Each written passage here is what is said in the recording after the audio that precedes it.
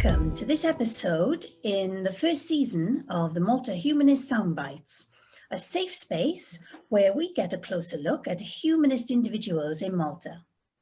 In the next 7 minutes, together with Vanni, we shall be getting to know his humanistic views, especially on the topic of the paranormal in Malta.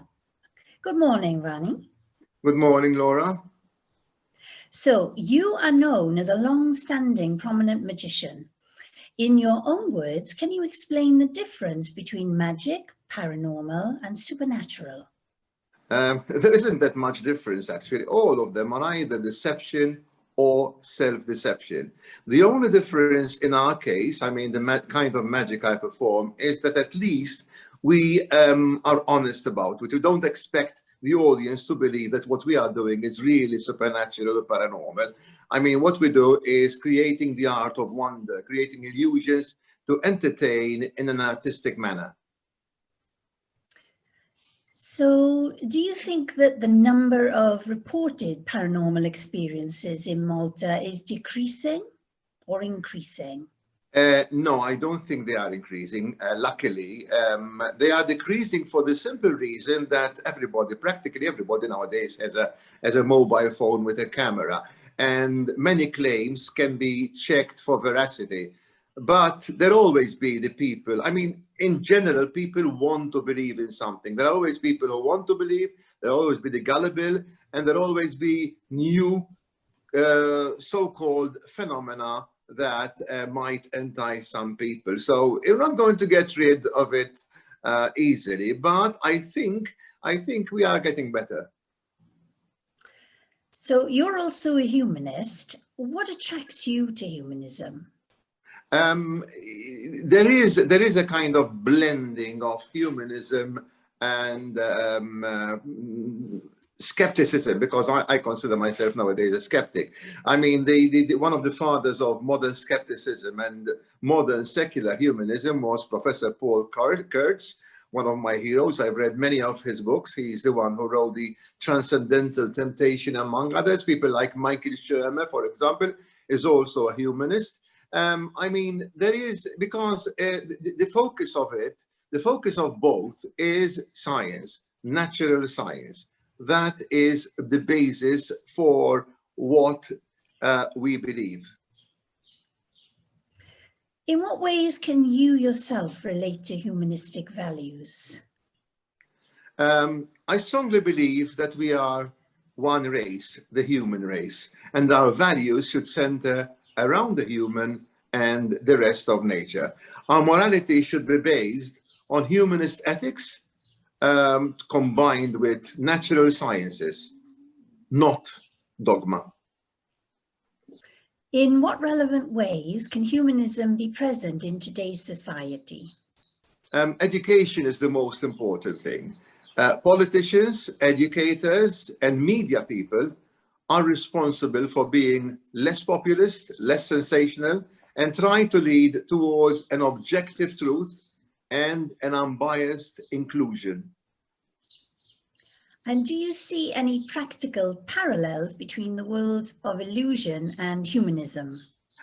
There are parallels, of course, because the art of illusion is the art of creating wonder. In a world without supernatural or paranormal, it is what we discover in nature, through science, through natural science, of course, the visual arts, music, and the performing arts that create wonder and make us question the realities of life. Besides, magic is one of these arts which challenges our beliefs and helps us discover deception. So how did you first become interested in the paranormal? Magicians have always been fascinated by the weird. As a magician, I'm speaking about myself really, fascinated by the weird, the eccentric, the unusual. Besides, illusionists are always exploring new ways of creating wonder, and initially I considered the paranormal as a possibility. Can you tell us about your experience researching paranormal events in Malta? Yeah, I've been contacted several times because I used to do a radio program. program and on the paranormal, but it has always been difficult because of the what is known as the shyness factor. When you come close to the supposed phenomenon, you find only stories, anecdotes, and I've heard this and I've heard that. You never find real evidence, and that's what made me realize that there is no real evidence. So what does this say about us as a society? Well, human beings in general have been hardwired by evolution to believe in something beyond it, because the growth of our brain has made us, realize that, yes, think about something beyond, because we cannot really explain everything. Something that cannot be explained. It takes an extra effort to be rational. To become a humanist, to become rational, to become skeptical, you need to make an extra effort, take a bigger step. You've met a lot of magicians in your life, also being very much involved in the International Brotherhood of Magicians. Do you see something in common with them all? Well, I see many things in common. One of them is that we have a variety of ages, cultures, professions. Many of them are full-time professionals, others are semi-professionals, they are doctors, they are accountants, they could be anything, and we get on very well together when we meet in conventions. But on the other hand, the majority of the top magicians usually are very skeptical and humanist. I mean, I'm talking about, for example, Penn and Teller, who are very famous now. James Randi was also a magician, an arch skeptic. But there are some magicians who actually believe, and there are some magicians who don't believe and pretend that what they do is true, unfortunately. So there is a variety. Well, thank you, Vanni, for that perspective into humanism, particularly in relation to the connections between the paranormal and humanism. That's all we have time for today, but do join us next time for another 7-minute soundbite. It's goodbye from me. And goodbye from me too. Thank you, Vanni.